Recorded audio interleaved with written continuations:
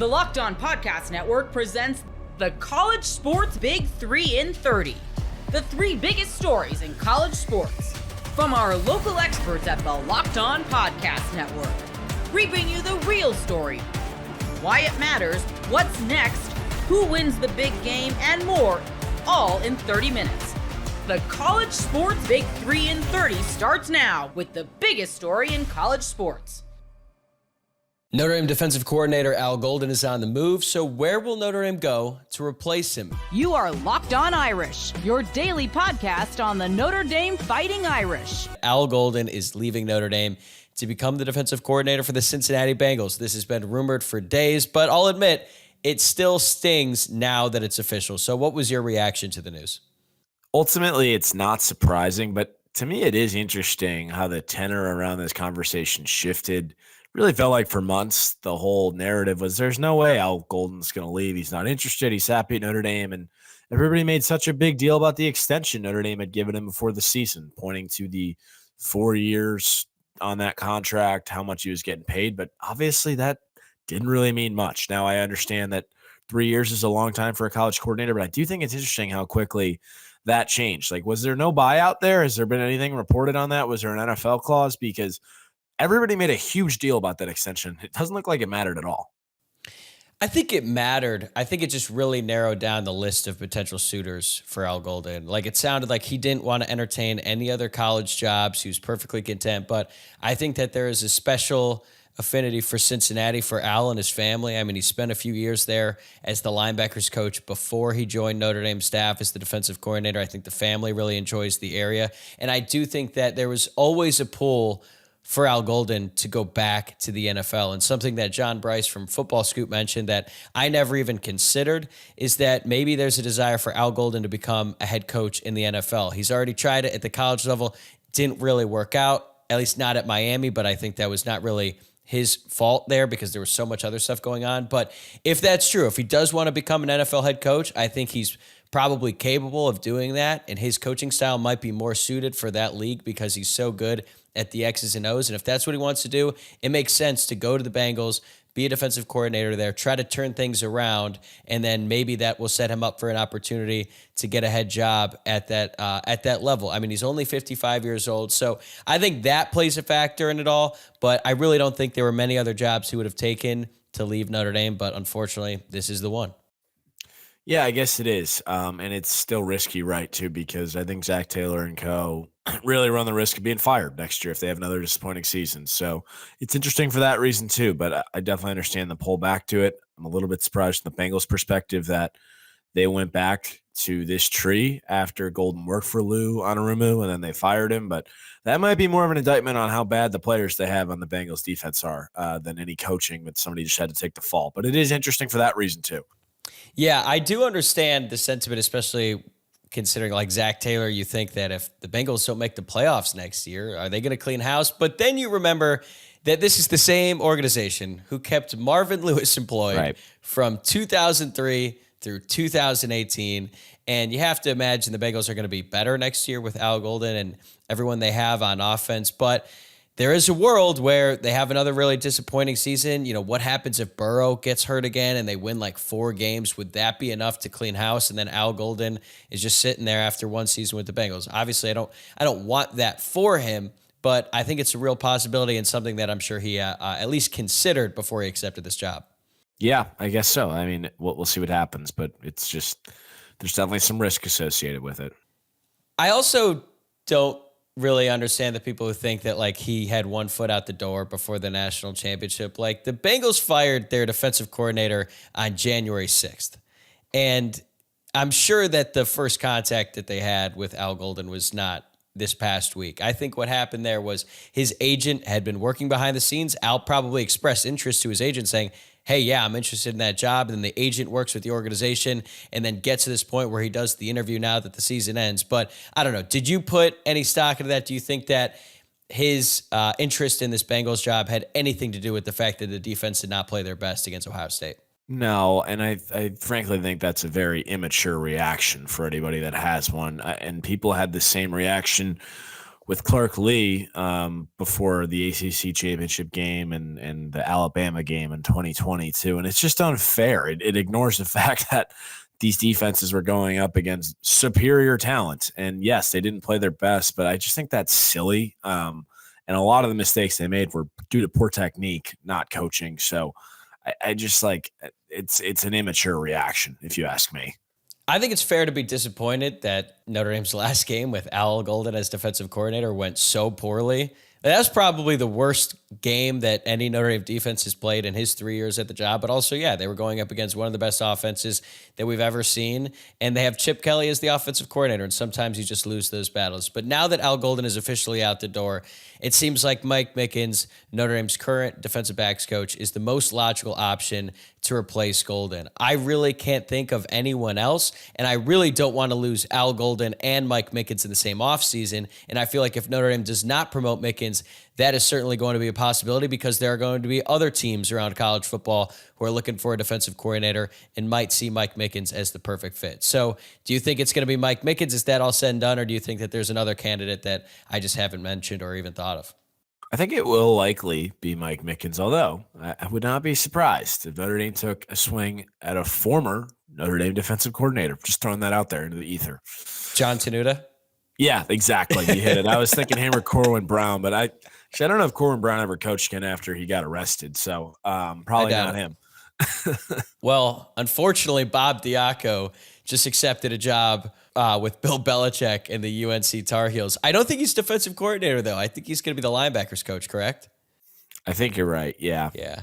Man, how great would that be to bring big game Bobby D back into the fold? But we're obviously joking here. I think we all kind of expect Mike Mickens to get that job. Do you even think they will conduct like a national search, or do you think it's just like Mike Mickens gets the promotion? Because Marcus Freeman has also been very public about the fact that he thinks Mike Mickens has been ready to become a defensive coordinator for some time now. I think that they have to because it's not doing due diligence if you don't do that. I think it's also a bit of a unique circumstance. I'm not really sure who the rising young defensive coordinators are. Like there have been in years past, it feels like if you look at the sport right now, I feel like the guys doing it the best are veterans like Golden or Jim Knowles at Ohio State. And it's also interesting because Oklahoma is still looking to hire a defensive coordinator. I think there's also some speculation that Wink Martindale at Michigan might go back to the NFL too. So you could have some big time jobs opening up because one of the things that has been rumored is that Jim Knowles is going to take that Oklahoma DC job. So then Ohio State opens up in that case. So there's just a lot of interesting factors at play here. And I'm not really sure who all the candidates are. You're right. Tom Allen was pretty highly sought after. Now he's with Clemson after his season with Penn State. So it would be, a different move, but this is also something that Notre Dame just done before, right? And I saw some people who expressed their concern with hiring Mike Mickens to be the defensive coordinator, considering he has no coordinator experience. And I understand it, especially when we're going from a guy like Al Golden, who's been around for a really long time and had head coaching experience. But the difference now is Marcus Freeman is going to be entering his fourth year as the head coach as opposed to his first year. So I think he needed that help and he needed that experience a little bit more then than he does now. And also, when Clark Lee was hired to be Notre Dame's defensive coordinator, he had only been with the program 1 year as the linebackers coach, and he had no prior coordinator experience either. And then he ended up just being an elite defensive coordinator and then got a job in the SEC as the head coach. So I think Mike Mickens is actually more prepared to take that job now than Clark Lee was back then. So I have confidence that if Notre Dame does end up promoting Mike Mickens, it's going to work out the best for everyone. Yeah, and I think that Mickens obviously has a bit more of an established track record just with developing and turning out corners going back to even Cincinnati. So I think that's fair, but there's always risk associated with somebody who's never been a coordinator before, but I think it's a risk that Notre Dame is and should be willing to take. Is there anything else that concerns you about Mickens taking the job other than inexperience? Because I think, some people might be concerned that, well, if he's the defensive coordinator, maybe he won't be able to spend as much time with the secondary, but he could still be the quarterbacks coach and the defensive coordinator. Most coordinators also coach a position, like Mike Denbrock coaches the tight ends. And then now that Al Golden is gone, that frees up one more spot on the staff. So now they could hire a full-time safeties coach to kind of give Mickens some support because once Chris O'Leary left, they did not have a full-time safeties coach. So he could still get some help in the secondary and handle all the big picture stuff that is required of a defensive coordinator. Yeah, exactly. I don't think that does give me concern. You know, I know Nick Saban obviously coached defensive backs, but just off the top of my head, and I don't know, it feels like often when I think of a defensive coordinator, I think of somebody associated with the linebackers, but maybe that's the wrong assumption. So that's a little bit just unique, at least as far as Notre Dame's been concerned, even right their last 3-4 defensive coordinators. So that's a little bit different. But outside of that, nothing really I can think of. All right. Any more thoughts on the Al Golden, Mike Mickens situation before we move on to the national championship? No, it'll just be interesting to see if there are any more staff defections as we go through this offseason. The odds are there probably will be, but I have no idea who. So that's something we just wait and see. Yeah, I mean, this is what happens when you have a really good team and you have a great coaching staff. I love going to live events, whether it's sports, music, theater, or comedy.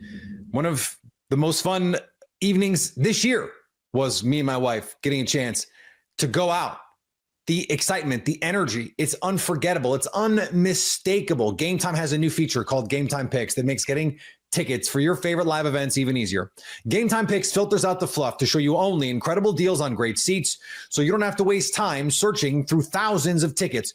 Curation makes it easier to save more on sports, concerts, comedy, theater, and more near you. You can take the guesswork out of buying tickets with Gametime. Download the Gametime app, create an account, and use code LOCKEDON for $20 off your purchase. Terms apply. Again, create an account and redeem code LOCKEDON for $20 off. Download Gametime today. What time is it? Gametime. You are Locked On Ole Miss, your daily podcast on the Ole Miss Rebels. Part of the Locked On Podcast Network, your team every day. That was horrible. That was a complete self-destruction. That was a game that Ole Miss controlled for 39 minutes and 30 seconds, but the last 2 minutes of the game, Buzz Peterson completely outcoached Chris Beard. Ole Miss all of a sudden got a case of the Butterfingers, the turnovers, and Texas A&M was able to win the game 63-62. It was crap. It was not necessarily acceptable. It's not something that a good team does. This was not the team that went to Coleman Coliseum and beat Alabama. This was a team that was not sure of itself. This was a team that allowed the physicality of Texas A&M to take control at the end of the game. Texas A&M was losing the game. They looked like the more comfortable team. Ole Miss looked uncomfortable. Nobody wanted to step up to be the alpha dog, and Texas A&M was able to hit a buzzer beater at the end and win the game 63-62. Hello, I'm Stephen Willis of the Locked On Ole Miss podcast, and this is the instant overreaction. This is what we're going to do. I'm going to tell you my thoughts on the game real quick for a couple of minutes. We're going to go over the box score a little bit, and then we're going to take your comments. Be sure if you comment on the podcast, put where you're commenting from and your name so I can call you out and recognize what is going on. Ole Miss absolutely controlled that game. They did. They controlled that game for 39 minutes and 30 seconds. Ole Miss had a complete control of that game.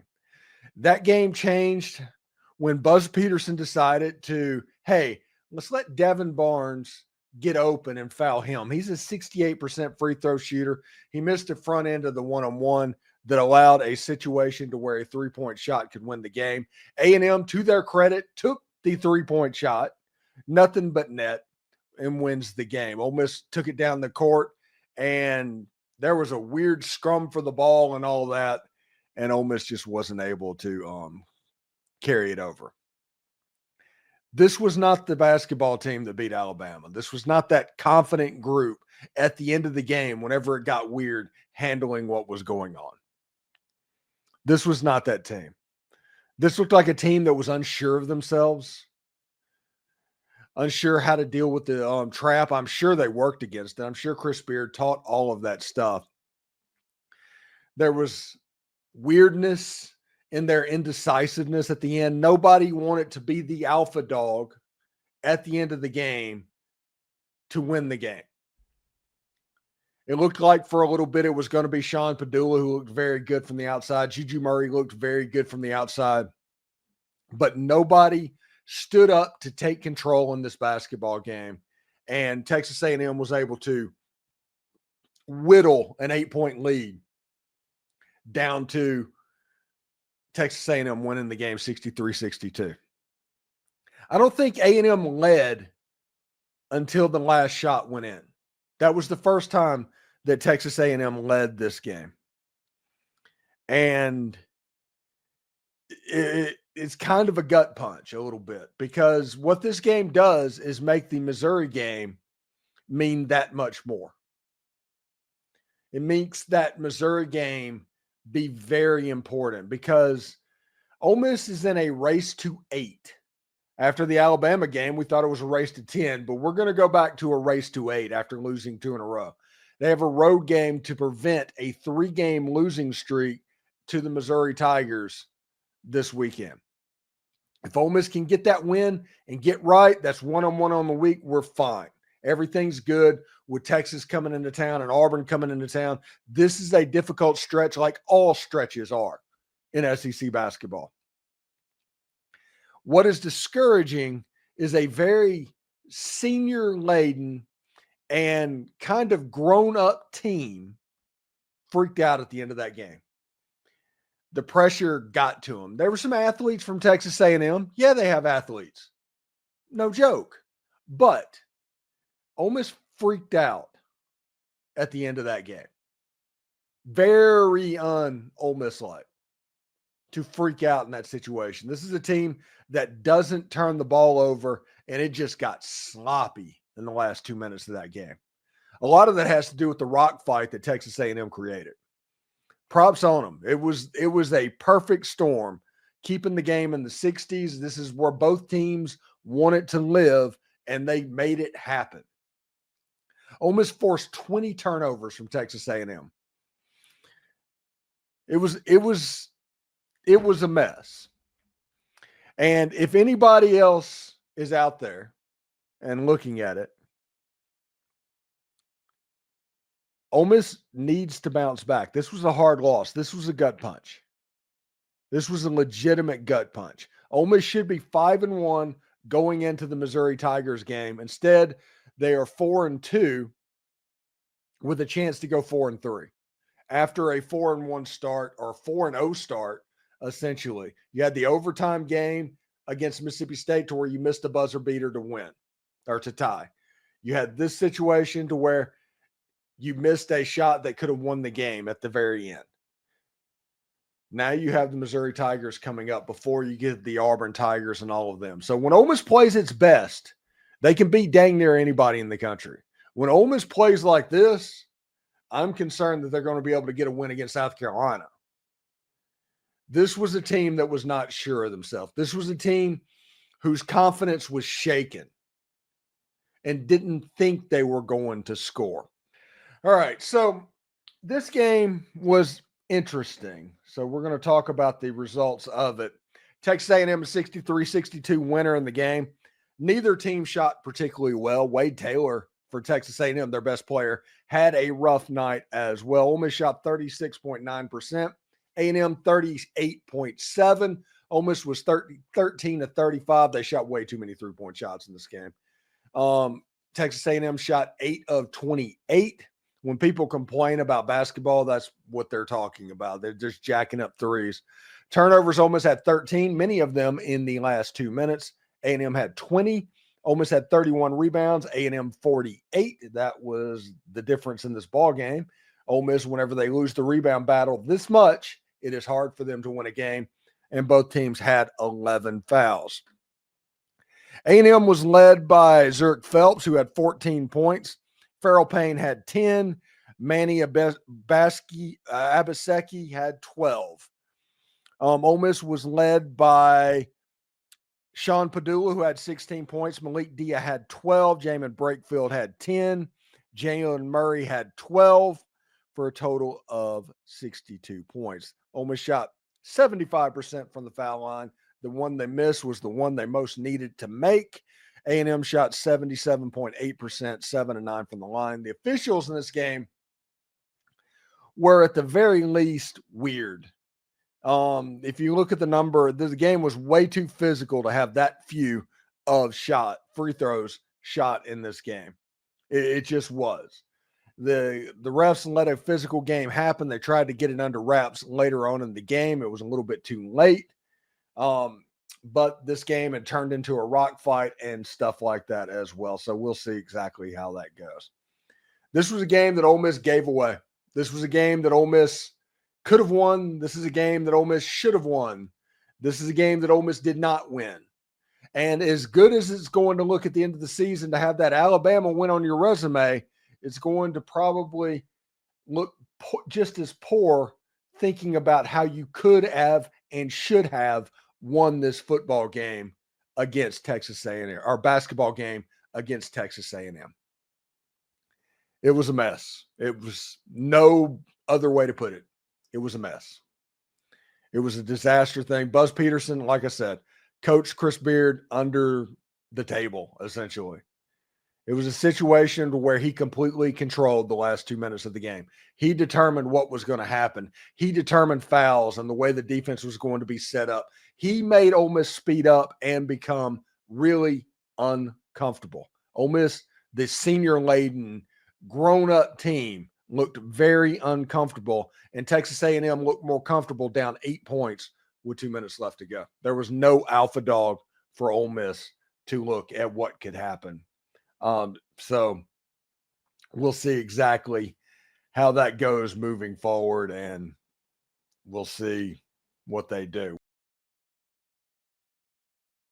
From the first whistle to the final drive, FanDuel makes the NFL playoffs even more exciting, especially if you're like me and your team's not in it anymore. Right now, new customers can bet $5 and get $300 in bonus bets if you win your first bet. That's $300 to keep the action going. The FanDuel app is easy to navigate, and the variety of bets keeps every game exciting. Plus, when you win, you get paid instantly. No waiting around for your winnings. Whether you're betting on your favorite team or just looking to add some extra excitement to the playoffs, FanDuel has you covered. The NFC Championship features 2 dynamic rushing offenses facing off. The 2 quarterbacks, always a threat to run, but FanDuel likes one to run a lot more. Jaden Daniels has a total rushing over-under at 54.5, which is a lot more than Jalen Hurts, 29.5, though. Jalen Hurts, a lot of tush-push stuff. Just visit FanDuel.com to join today and get started with $300 in bonus bets. That's FanDuel.com. Make this playoff season unforgettable with FanDuel, an official sportsbook partner of the NFL. The Florida Gators have come back to beat the South Carolina Gamecocks. You are Locked On Gators, your daily podcast on the Florida Gators. I am happy that the Florida Gators won. I am happy that the Florida Gators are 17-2 to start the year. I am not happy that they needed a layup with 5.3 seconds left to beat South Carolina. Because this is a South Carolina team that was 0-5 in the SEC going into this game. Okay? And this is a South Carolina team that hasn't beaten an SEC team since they beat the Florida Gators 10.5 months ago. This is not, you had a sleepy bit of a game. It happens here and there. This is, you were losing to South Carolina for the entire game until there were 5.3 seconds left in the game and you made a layup. That's what this is. This is, you were losing to the worst team in the SEC up until there were 5.3 seconds left in the game and you made a layup. And I'm especially going to be annoyed about this game because it was bad basketball throughout for the Florida Gators. It was. Even the second half where you scored 41, like, that's great. But even then, it was just ugly, right? Like, there were multiple times where South Carolina went on these longish runs. This dude's always a hater. Shut the hell up, Ethan Hawke. This is the first time I've really been upset with something about the Florida Gators basketball team because it was ugly, right? It was ugly. Like Duval, you said it's ugly. It was not a good game against the worst team in the SEC. And I think that one of the most frustrating parts about it for me is that this is becoming a trend for the Florida Gators basketball team to play some games that are way closer than they should have been, right? Like you lost an ugly ass game to Missouri last week. That was ugly. Like you blew out Texas. That was great. That was awesome. That was a great game. But Florida's had quite a few games where they are significantly better than their opponent, and they kind of sleepwalk through a little bit. And that drives me freaking nuts, right?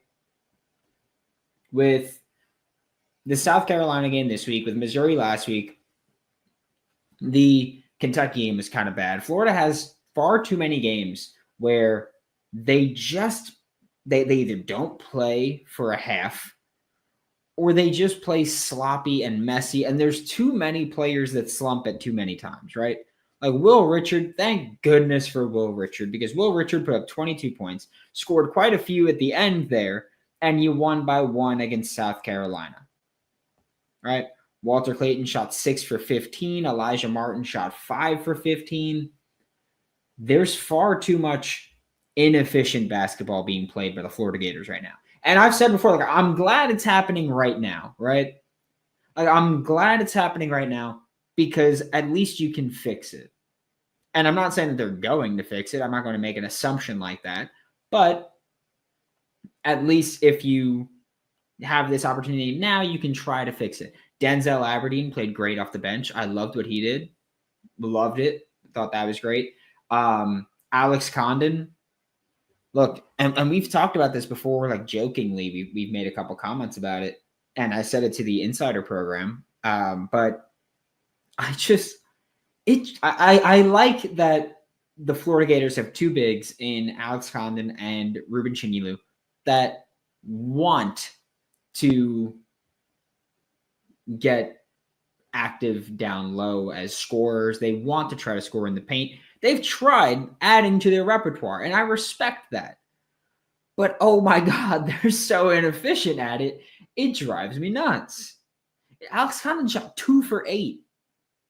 I sent the message to the Insider program at halftime of what Florida was shooting from inside the paint. It was 6 for 13. Yeah, Florida shot 6 for 13 in the paint in the first half. Florida had 6 turnovers in the first half and 0 points off turnovers. Again, these are a couple of things we've talked about where I don't think Florida has done a good enough job of capitalizing on some mistakes, on capitalizing on offensive rebounds. At the time, at halftime, they had it was 5 offensive rebounds, and they had 0 second chance points at the time. This is a team that has too many flaws right now for me to be as comfortable. Like this, roster-wise, this is a Final Four team, right? Like roster-wise, this is a Final Four team. It is. But they've got to figure things out about showing up consistently. Right? There's just far too many times where they just kind of sleepwalk through. Zachary Davis at 22, like Colin Murray-Boyles, relatively contained. Zachary Davis, again, 9 for 18, 22 points, 3 for 10 from 3. But they've just got to stop sleepwalking through things. Like they've got to kind of wake up because we're at the point now where you've played 6 conference games and half of them have been ugly on your part, right? You're 4-2 and you just beat the worst team in the conference with a layup with 5 seconds left. Like if you're going to reach the expectations, which is one of the reasons I get so frustrated, I have very high expectations for this team. If you're going to reach those expectations, you've got to get your head out of your ass. Like, there's just no other way to put it. I don't know what they're doing, but They've got to stop. Alex Condon shouldn't have 3 turnovers. Walter Clayton Jr.'s turnover there was like 2:48 left in the game. And Walter Clayton Jr. is driving, and he tries like a little not look pass and just flip it while he's not looking to his side and turns it over. And it was horrible. Rob, I see you say, mind you, Auburn only won by 2 to South Carolina. That's fine. I don't care what Auburn's doing personally. I get it. They're a great team, obviously, of course. But I can't say that I care too much about it. Auburn beat them by 3, and Auburn, believe it or not, was leading a lot of that game. That's my thing. Like you were trailing to South Carolina for the entire game until the end of it. Like that's right. You were trailing the entire game until the end of it. I don't know how that doesn't drive you nuts. Like that is not a thing that should be happening. It just shouldn't. Auburn was down at half against South Carolina and then took the lead with 13 minutes left in the second half. And then they traded baskets for a bit, and then Auburn took the lead again and held it. You were trailing the entire game to South Carolina. I know there's going to be people who are like, oh, you stop complaining, stop doing this. They won. I can see a win against the worst team in the conference and be pretty bothered by it. I can. And I'm going to. Because I want to see this team. Again, Auburn won by 3. Yeah, I get it. I need the Florida Gators to show up in games. It's not like, oh, this one time. It's that they've kind of built a habit of not showing up at the start of games or just going ghost for long periods of time. That's what it is. It's not, oh, this one game. It's this season so far, this conference play season so far. They've made a habit of not showing up consistently. Every game where, oh, yeah, Elijah Martin shot like crap, but thank God Walter Clayton Jr. went off. Oh, yeah, Walter Clayton Jr. shot like crap, but thank God Elijah Martin went off. It's just not consistent. It's not sustainable. And that's what drives me crazy.